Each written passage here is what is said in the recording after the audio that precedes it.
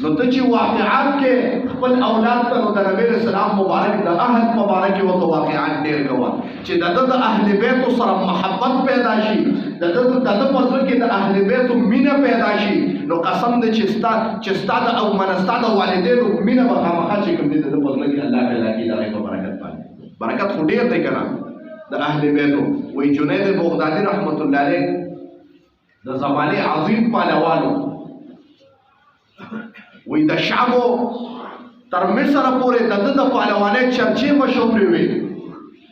د چا به مجال نو چې جنید ته به مخې له په ګاړه کې راغی چې بهی چا دا هغې کړو چې زه جنید سره جنګېږم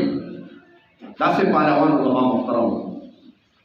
اوازه ولګېده چې یو کس دی چې جنید ته مقابلې ته تیار شوی دی خلک حیران دي چې دا کوم کس دی چې هغه جنید ته مقابله کې راوتی دی چې څنګه وخت مقرر شو په خوا به بادشاهانو داسې پهلوانان ساتلي وي او په هغې باندې به یې خوراکونه کول دا بیا د بل ښار د پهلوانانو سره جنګو په دې باندې به د دې ښار د کوم بادشاه چې کوم ملک و په هغې باندې به هغه دغه کول چې به زما د کلي پهلوان دومره تکړه دی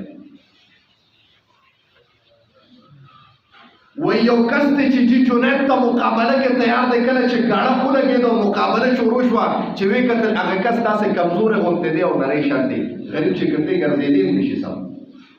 ټول حیران دي چې ګاډۍ ته راووته خلک ورپورې خاندل وایي ده ته ګوره مقابلې ته ګوره دې جوړ د ده جوړ نن زما خیال دی په دنیا په ژوند باندې تنګ شوی دی چې دې جنید ته مقابلې ته وتی دی بس چې کله مقابله شروع کېده د پهلوانانو دا دغه دی چې دا لاسونه پنجې یو بل سره جنګېږي داسې و چې څنګه یې پنجې جنګولې ورته وایي غوږ کې درته یو خبره کومه کله چې دا سړی ورته غوږ کې نږدې شو سي ورته وویل چې کله مقابله شروع شوه زما محترمو جنید بغدادي وایي جنید وایي ما ورته ځان راواچو راوغورځېدم ټول کلی او ملک حیران دی چې بهي یو تیلې غوندې کس راغی او جنید یې راغورځولی دی بادشاه ډېر سخت غوسه دی چې په تا باندې ما د زمانو نه چیني او ګډان خورم دې ورځې دپاره چې یو تیلې نرۍ غوندې انسان راپاڅېد او ستا ملا یې په ځمکه باندې ولګوله تا له څه چل دی بس هغه ورته یاد څه چې دي ما ته د غوږ کې څه ویلي زما محترمو باچا ډېر سخت غوسه دی چې کله شپې له اوده شه زما محترمو شپې له اوده شه آقای نامدار محمد مصطفی صلی الله علیه وسلم مبارک یې ولیده چې وی کتل دغه نبی علیه السلام مبارک چې د جنید بغدادي په جولې کې سر ایښی دی او پروت دی باچا حیران شو چې جنید کې څه کمال دی چې نبی اسلام مبارک سر مبارک ته جنید په غېږه کې پروت دی ډېر حیران دی جی و چې کله سهار شي جنید راوغوښته وایي جي داسې خوب مې لیدلی دی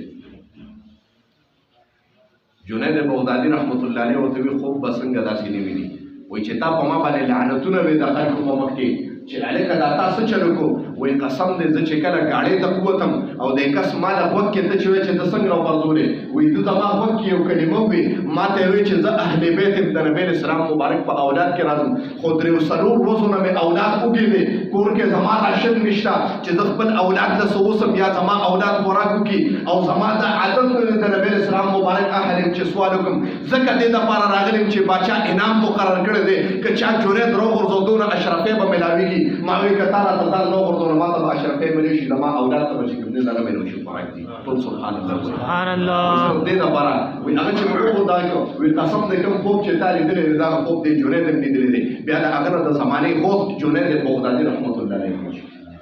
زه به د خپل اولاد په زړه کې د اهل بیت محبت او مینه پیدا کړه قسم دی چې خود به خود بس ستا د والدینو مینه ستا د اولاد په زړه کې راځي